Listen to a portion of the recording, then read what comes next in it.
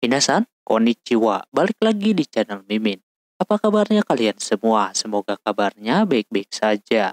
Di video kali ini, Mimin bakal nerusin alur cerita anime yang berjudul Seirei Gensoki, season keduanya. Buat kalian yang belum nonton episode sebelumnya, disarankan untuk menonton terlebih dahulu. Linknya ada di deskripsi video ini. Sebelum mulai videonya, Mimin mau memberitahu, kemungkinan minggu depan Mimin kagak bakalan upload anime ongoing dulu teman-teman. Karena akhir-akhir ini channel ini suka terkena dolar kuning, jadi Mimin tidak mau ambil resiko. Demi untuk kenyamanan Mimin juga. Oke, tanpa berlama-lama lagi langsung saja ke video intinya. Audio Jungle. Anime dilanjutkan kembali. Setelah di episode kemarin, Liselot dihadapi sama naga yang sangat besar yang membuatnya sekarang harus turun dan pulang lewat laut alias lewat darat. Di sana dia mampir di Galaraj untuk nantinya diteruskan menuju Amando. Di sana terdapat seseorang bernama Bos yang menyambutnya. Tapi tak lama kemudian mereka melihat ada kapal milik si Flora di tempat itu juga. Alhasil mereka pun mendekati si Liselot. Dia menanyakan tujuan si Flora dan yang lainnya mau ngapain.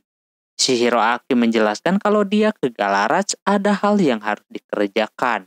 Mereka melihat ada naga terbang, jadi harus turun. Karena mereka udah ketemu, jadinya Gustav mengajak buat ngobrol terlebih dahulu. Di suatu tempat, si Bos bakalan menyiapkan tempatnya di rumahnya. Di sisi lain di Beltrum, tepatnya di sebelah Redonia, ada si Haruto bersama Aisyah dan juga Celia. Lagi mencari informasi. Namun di tengah itu Aisyah tiba-tiba saja menghilang. Tidak ada di belakang mereka berdua. Ternyata ini anak lagi santuy jajan sate. Lantas si Haruto berasa kagak enak. Kata yang dagang kalau makanannya itu udah dibayarin sama orang yang habis balik kerja. Katanya, dia habis nganterin si Flora ke arah Galaraj. Karena akan ada acara penyambutan para pahlawan yang baru. Jadi dapat uang banyak. Dia juga menawarkan satenya itu kepada si Haruto, namun dia menolaknya. Haruto menanyakan soal siapa pahlawan yang baru itu. Cuma, kata si Amangnya kagak tahu menau soal pahlawan itu sendiri, yang pasti katanya Flora beserta pahlawan itu sedang menuju Galaraj. Sementara itu, Liselot beserta yang lainnya mengobrol soal naga terbang yang meresahkan itu. Mereka harus antisipasi terutama yang tinggal di Galaraj. Soalnya, itu naga udah di luar dari kendali manusia. Jadi bisa saja menghancurkan kota tersebut. Bos akan mencoba untuk mengevakuasi semua warga. Sementara Hiroaki menanyakan soal si Liselot mau bagaimana. Tentu Liselot harus pulang. Dia juga memiliki tugas di Amando. Jadi mau nggak mau demi untuk sampai ke sana dia harus lewat darat bersama para pelayannya. Namun di sana Hiroaki seperti khawatir gitu kepadanya. Kalau lewat darat takutnya ada sesuatu. Walaupun Liselot bilang bahwa dia membawa pelayan yang jago bertarung, tetap saja si Hiroaki khawatir. Maka dari itu dia akan mengawasi Liselot sampai ke Amando. Rohana kagak setuju dengan si Hiroaki, takutnya tambah masalah kalau ikut. Cuma Duk meminta untuk menghargai keinginan si Hiroaki. Mereka tidak bisa nawar kalau si Hiroaki pengen mengawal si Liselot. Dia dan Flora akan ikut si Gustav. Mereka juga menjamin kalau terjadi sesuatu dengan mereka akan bertanggung jawab sendiri. Liselot agak keberatan akan hal itu. Besoknya mereka bersiap-siap buat berangkat. Di sana ada kapten kesatria bernama Raymond yang mengetahui soal si Arya. Dia udah tahu soal asal-usul keluarganya si Arya yang hancur akan sesuatu. Arya bersyukur ada orang yang tahu akan sejarah itu, tapi sekarang dia bersyukur juga direkrut sama si Liselot untuk mendampinginya. Lama kemudian Gustav datang dan memberitahu kalau semuanya sudah siap, tinggal berangkat saja. Mereka berangkat menggunakan kereta kuda, diiringi dengan para penjagaan yang sangat ketat. Di dalam sana, si Hiroaki macam gabut dan yang lainnya pun tidak ada yang berbicara sama sekali. Sampai akhirnya si Liselot membuka pembicaraan dengan melihat si Flora macam tidak nyaman naik kereta kuda macam itu. Dia tidak merasa demikian. Dia diam dari tadi karena emang tidak bisa kalau memulai pembicaraan dengan seseorang. Maka dari itu si Lancelot akan mencoba buat ngobrol dengannya. Si Hiroaki pun pengen juga ngobrol bareng. Ketika baru mau ngobrol, ada sesuatu yang menghalangi perjalanan mereka. Kata si Arya, terdapat monster berjumlah banyak yang mendekati mereka semuanya. Arya meminta untuk waspada. Benar saja, kiri dan kanan banyak monster goblin. Kereta kuda itu pun langsung dikunci biar aman. Yang uniknya ini goblin melempari batu kayak begitu sampai-sampai yang lain harus bertahan. Karena tidak mungkin seperti ini terus, Arya akan coba maju. Soalnya depan belakang juga pada berdatangan. Dia meminta kepada si Lancelot untuk tidak keluar dari sana. Dia juga meminta kepada pelayan yang lain untuk melakukan serangan jikalau nanti Arya sudah menyerang. Mereka mengerti akan hal itu, lalu dia pun akan mengurus di bagian depan terlebih dahulu. Arya langsung saja mengeluarkan bola apinya.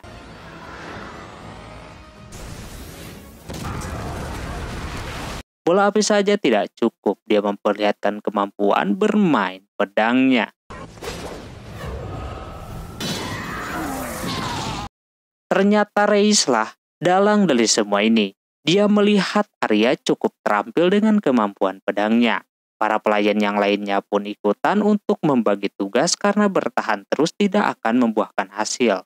Sementara yang berada di dalam sana merasa aneh dan kagak tahu situasi di luar seperti apa, terutama si Hiroaki yang masih penasaran. Si Lancelot coba menenangkan semuanya kalau dia membawa pelayan yang jago gelut. Jadi jangan khawatir. Tapi Hiroaki masih khawatir kalau pada jago, kenapa masih belum selesai juga ya kan? Di situ dia coba buat menenangkan si Flora yang kelihatan ketakutan dengan cara memegang tangannya. Hiroaki yang melihat itu melakukan hal yang sama kepada si Rohana sampai akhirnya ada yang jatuh di atas kereta kudanya tersebut. Yang bikin tentunya makin panik.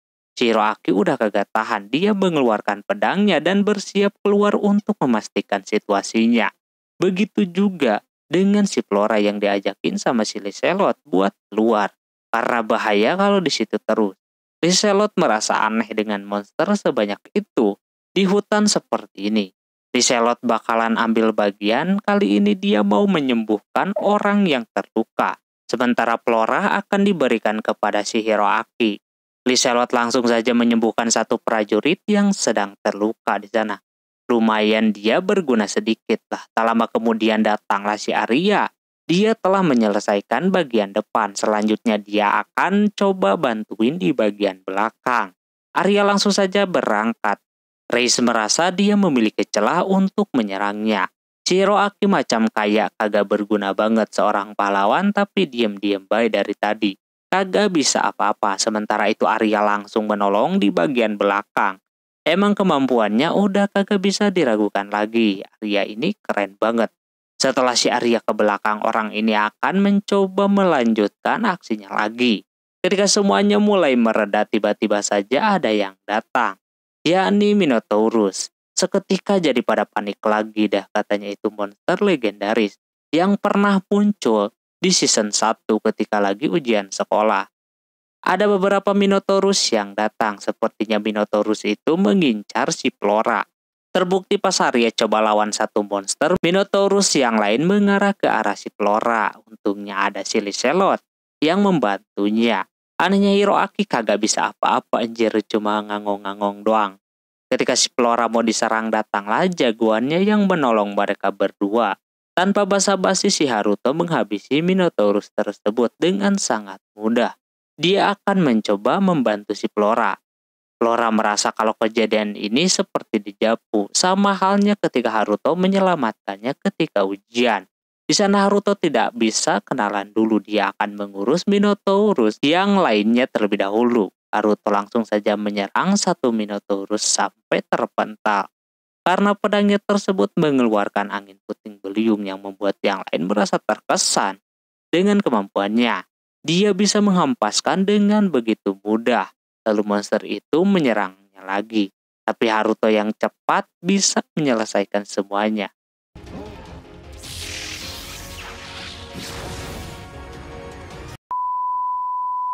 Dengan begini semuanya jadi aman. Monster yang lain pada kabur melihat bosnya sudah kalah. Liselot mendekati si Haruto untuk berkenalan satu sama lain. Dari orang lain kagak ada yang ngeh kalau dia itu adalah Ryo. Cuma ada satu orang yang ngeh, yakni Flora, kalau itu adalah si Ryo. Si Haruto merasakan hal semacam itu. Benar saja Flora keinget sama masa lalunya yang dimana dulu dia pernah diselamatin sama si Haruto. Terus mereka pun menanyakan soal si Haruto dari mana gitu kan. Dia dipuji karena ilmu pedangnya sangat bagus. Mereka mengira itu adalah kekuatan sihir. Tapi kata si Haruto itu kekuatan spirit. Si Haruto juga mengakui kalau dirinya bukanlah seorang bangsawan melainkan cuma pengembara doang yang lagi belajar pedang. Mereka makin terkejut. Cuma Flora makin menjadi-jadi dan ingin menanyakan secara langsung apakah mereka berdua pernah bertemu sebelumnya. Haruto menjawab kalau dia belum pernah bertemu dengan si Flora. Adapun pelayannya si Liselot yang mengenali si Haruto. Karena sebelumnya dia pernah membantu si Haruto di Richa Shop. Si Liselot terkejut dengan itu. Si Liselot berterima kasih kepada si Haruto karena sudah berkunjung ke Richa Shop yang ada di Amando. Demi untuk keamanan, dia bilang begitu. Tak lama datang si Hiroaki yang mendekatinya dan berkenalan dengan si Haruto. Ketika mendengar namanya udah tahu kalau si Hiroaki ini dari Jepang. Dia juga memuji kekuatan si Haruto. Dia mah kayak kagak mau kalah, padahal tadi dia tidak melakukan apa-apa sama sekali. Karena mereka harus melanjutkan kembali perjalanannya, si Hiroaki mengajak Flora untuk mengikutinya. Saat ini yang jadi masalah cuma si Flora doang. Si Rohana tidak curiga sama si Haruto. Selanjutnya si Haruto mau bantuin mereka lagi, terutama sama kereta kuda yang dibanting tadi. Liselot tidak masalah akan hal itu.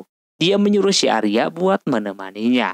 Sebelumnya ketika si Haruto mau menuju ke Amando, tidak sengaja Aisyah merasakan ada keributan di depan sana. Si Celia melihat ada si Arya, dia mengenalinya karena dulu satu angkatan katanya sama dia. Ketika Minotaurus itu muncul, mau nggak mau si Haruto harus ngebantuin dan menyuruh kedua orang ini untuk pergi duluan, sedangkan Haruto membantu yang lain. Setelahnya para pelayannya si Liselot yang lagi bikin minuman ngiri sama si Chloe yang udah kenal sebelumnya dengan si Haruto. Mereka berdua juga ingin dekat dengan si Haruto. Terlihat dari kedua orang ini emang pengen berkenalan juga dengan si Haruto. Atau tertarik lah. Terus Haruto yang sedang memperbaiki kendaraannya, datanglah orang yang menawarkan minumannya tadi. Si Haruto dengan senang hati menerimanya. Terus dia menggunakan kesempatan itu untuk berkenalan juga dengan si Haruto menggunakan acara anggun segala. Yang bikin si Haruto terkesan kalau pelayannya si Liselot semuanya pada anggun. Selanjutnya, si Haruto mau membantu mereka sampai ke Amando. Namun sebelum berangkat masih ada satu masalah lagi, yakni pedang Minotaurus tadi masih menghalangi jalannya. Di situ si Hiroaki yang bakalan menyingkirkannya dengan kekuatan sihirnya. Dia berhasil memindahkan pedang besar tersebut. Haruto merasa mungkin karena kekuatan sihirnya yang besar jadi bisa kayak gitu. Lagi dan lagi Hiroaki ini jumawa banget. Kagak mau kalah orangnya. Setelahnya si Haruto yang mau mandu yang lainnya, malah dia dimasukin juga ke dalam kereta kuda. Mereka merasa berterima kasih kepada si Haruto. Makanya harus diperlakukan baik pula. Si Liselot bakalan memberikan sesuatu sebagai bentuk terima kasihnya ketika nanti tiba di Amando. Nah si Hiroaki kayak cemburu dan tidak suka dengan sikap para cewek ini yang berlebihan. Liselot udah kagak tahan kayaknya dengan situasi saat ini. Selanjutnya di sisi lain Latifa lagi ngajarin Masato, Aki dan Miharu bahasa tempat itu. Kata si Latifa, mereka udah pada jago lah bahasanya, tinggal mereka belajar spirit. Di tengah mau dilanjutkan latihan, si Masato malah main bersama bismen yang lain atau pergi mancing. Berkat Masato mempunyai energi sihir, dia bisa mengimbangi kecepatan para bismen yang lain. Jadinya si Miharu dan Aki lah yang belajar spirit. Terlihat Miharu lebih berkembang dibandingkan si Aki yang belum terbentuk sama sekali. Hal tersebut bikin dia bertanya-tanya gitu kan, kenapa bisa dia tidak berkembang. Sampai akhirnya energi itu pun menghilang. Dia berpikir mungkin motivasi untuk belajarnya berbeda. Setelah belajar itu mereka mau beristirahat terlebih dahulu. Orphea ngajakin buat minum teh, tapi si Aki sendiri menolaknya. Dia mau jalan-jalan ke area sekitar. Lalu dia ke tempat yang suka dipakai buat acara penyambutan.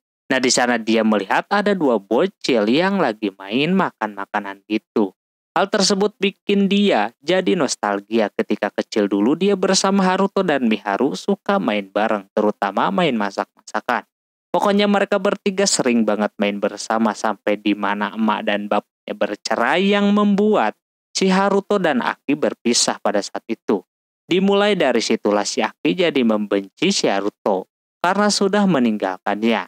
Lalu habis itu emaknya nikah lagi dan dia jadi memiliki kakak dan juga adik. Tak lama kemudian ada Latifa yang lewat yang habis ngambil buah. Dia melihat si Aki diem-diem baik sampai sore. Di situ anak-anak tadi sudah kagak ada. Lalu Latifa mengajaknya buat pulang. Sesampainya di rumah di sana mereka mengobrol lagi sambil menunggu si Masato yang belum pulang mancing. Di situ si Miharu ingin tahu soal kemunculan si Haruto dan juga Latifa di tempat itu. Di sana Orphea memberitahu kalau dulu mereka sempat menangkap si Haruto karena dia melihat kalau Haruto sudah menghipnotis si Latifa biar tertidur, padahal dia melakukan itu demi untuk si Latifa juga biar tidak mimpi buruk lagi. Disitulah si Haruto bisa akrab sama tempat itu. Ketika dibawa, ada yang aneh dengannya, yakni pernah mengigo dan menyebut nama Michan. Seketika si Aki dan Miharu menyadari sesuatu. Siapa tahu itu emang Haruto yang mereka kenal. Ketika situasinya sedang tegang, datanglah si Masato yang membawa ikan yang sangat besar. Setelahnya, Miharu lagi di kamarnya sedang latihan sihir spiritnya. Tak lama Orphea bersama yang lain datang. Mereka melihat si Miharu sangat giat banget belajar.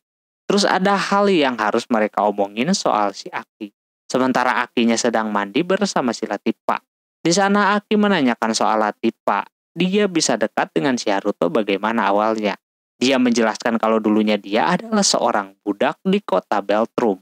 Namun untungnya pada saat itu ada yang menolongnya untuk supaya tidak menjadi budak lagi, yakni Haruto. Aki merasa tidak enak karena menyuruh si Latifa menceritakan tentang dirinya. Tapi sekarang dia sudah lega, bisa tinggal di sana dan berbaur dengan yang lainnya.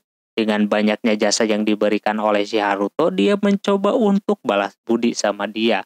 Terus di sana si Aki juga bercerita soal dirinya pernah ditinggalkan sama abangnya ketika emak dan bapaknya bercerai. Tapi setelah itu emaknya nikah lagi dan dia jadi memiliki kakak, Takahisa dan adik Masato. Si Latifa melihat kalau dia sedang gelisah karena memikirkan banyak hal. Hal tersebut sangat wajar karena si Aki hidup di tempat yang berbeda. Dia tidak keberatan jikalau si Aki mau bercerita kepadanya. Lagian mereka berdua juga adalah teman. Seketika di situ si Aki ini terharu dan berterima kasih kepada si Latifa. Sejak hari itu si Aki bersemangat menjalani hidup. Pagi-pagi dia udah latihan sihir spirit sendirian. Padahal belum ada hasil apa-apa sampai berhari-hari dia melakukan hal yang sama. Sampai akhirnya ketika dia pulang latihan dia dikejutkan dengan si Orphea yang menggunakan seragamnya si Miharu. Nampak dia cocok banget pakai baju gituan. Ada sesuatu hal ketika dia menggunakan seragam tersebut, yakni makanan spesial buat si Aki. Demi untuk melepas kangen, si Miharu membuat pai apel. Kelihatan Aki senang banget gitu kan, lalu mereka pun makan bareng-bareng di sana. Si Latifa yang melihat si Orphea menggunakan seragam, dia ingin juga. Alhasil dia menggunakan seragamnya si Aki. Dan seragam itu pas dengannya. Di sisi lain, di Kekaisaran Proxia, ibu kota Nidgrad, terdapat raja bernama Nidol. Dan juga orang yang dicari-cari oleh si Haruto, yakni Lucius. Akhirnya menunjukkan batang hidungnya. Nampak Nidol pengen melakukan peperangan, tapi belum waktunya. Nah, tak lama juga datang si Reis. Ternyata dia bekerja sama dengan si Nidol. Kali ini dia meminta bantuan kepada si Lucius. Karena pakai Minotaurus saja tidak bisa, soalnya musuhnya adalah Haruto. Mungkin saja kalau ada Lucius, hasilnya bakalan berbeda.